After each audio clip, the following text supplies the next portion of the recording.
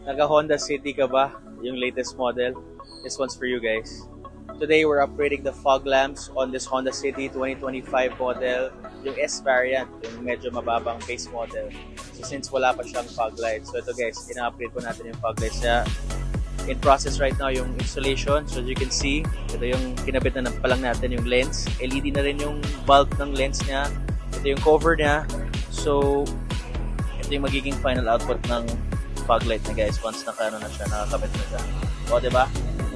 And then it comes with the original OEM switch na rin siya dun sa mga abang niya na sa gilid ng manibela. So we're gonna put the fog light switch over there para mukhang original fog light talaga. So it's a useful upgrade kasi guys, at night when you're driving sa mga areas na walang light, at least mas maliwanag ang natin, diba? So it's a very useful upgrade.